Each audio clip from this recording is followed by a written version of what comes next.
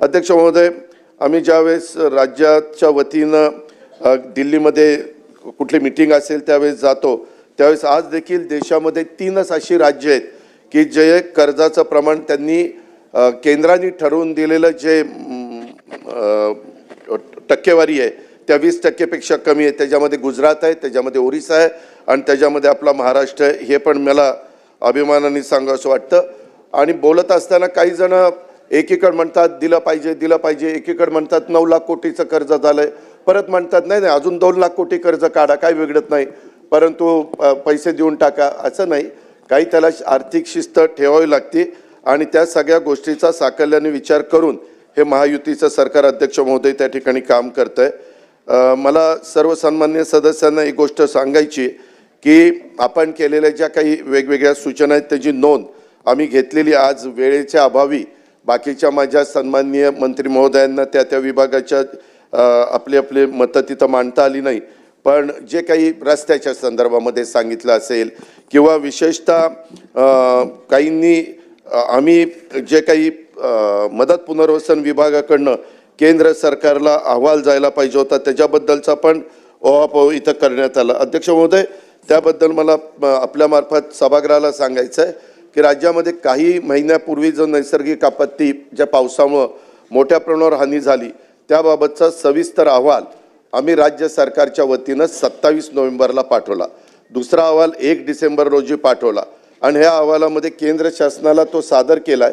नैसर्गिक आपत्तीच्या अनुषंगाने पाहणी करण्यासाठी केंद्र सरकारने पण 8 अधिकाऱ्यांचं पथक 3 ते 5 नोव्हेंबरच्या दरम्यान राज्यात पाहणीसाठी पाठवलेलं होतं।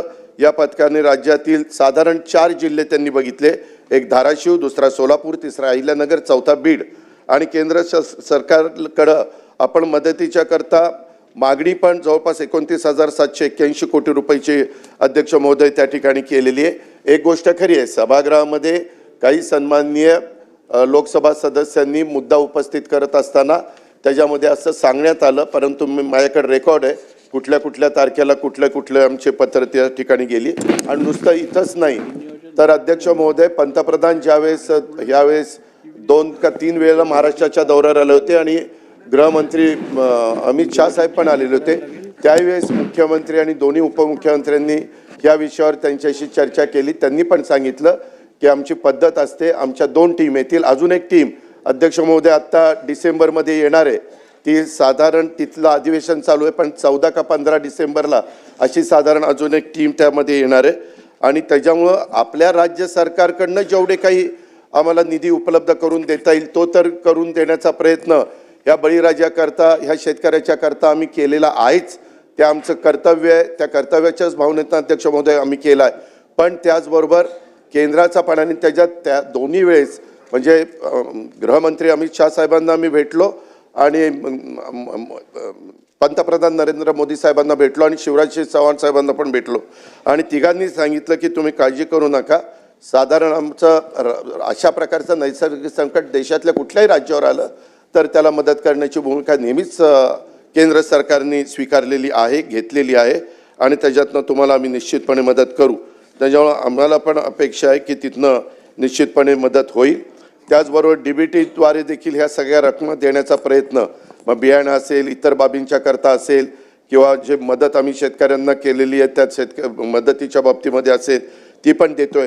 ह्याच्या व्यतिरिक्त अध्यक्ष महोदय, जर कुठल्या सन्माननीय सदस्यांच्या मतदारसंघामध्ये काही शेतकऱ्यांचं नुकसान होऊन देखील त्यांना मदत राहिली असेल तर त्याच्याही संदर्भामध्ये दर आठवड्याला मुख्यमंत्री महोदय कॅबिनेट मीटिंग घेत असतात, त्या कॅबिनेट मीटिंगमध्ये पण आमचा आढावा असतो आपत्ती व्यवस्थापनाच्या संदर्भामध्ये आणि मदत पुनर्वसनाच्या संदर्भामध्ये कृषीच्या बद्दल की काय परिस्थिती आहे आणि त्याचा आढावा घेऊन तशा प्रकारच्या सूचना ताबडतोब चीफ सेक्रेटरीला देऊन त्यांच्या मार्फत सगळ्या राज्यातल्या जिल्हाधिकाऱ्यांना तशा प्रकारच्या सूचना अध्यक्ष महोदय त्या ठिकाणी दिल्या जातात। ही पण गोष्ट मी सभागृहाच्या लक्षामध्ये आणून देऊ इच्छितो।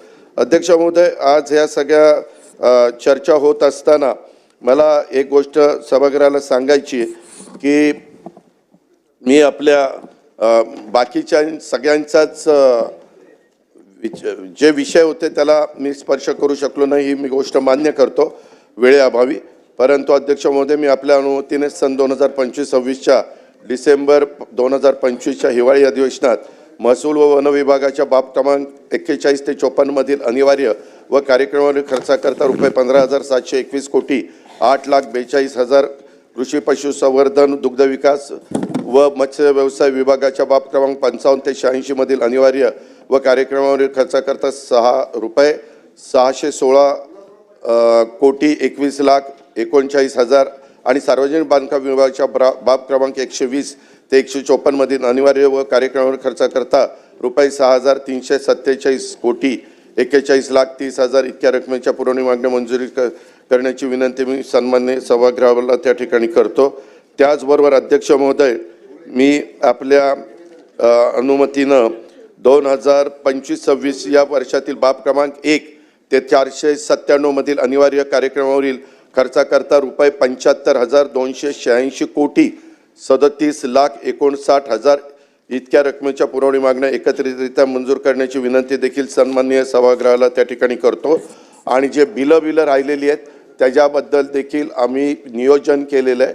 आम्ही टप्प्याटप्प्यामध्ये ती बिलं देणार आहे। शेवटी राज्य सरकारची एक वेगळी ओळख आहे, त्याला कुठेही डाग लागणार नाही अशा प्रकारची काळजी राज्याचे मुख्यमंत्री आणि आम्ही दोन्ही उपमुख्यमंत्र्यांना आमचं मंत्रिमंडळ घेतोय, ही पण गोष्ट आपल्या मार्फत मी राज्याला आणि राज्याच्या ह्या सभागृहाला मी सांगू इच्छितो। धन्यवाद।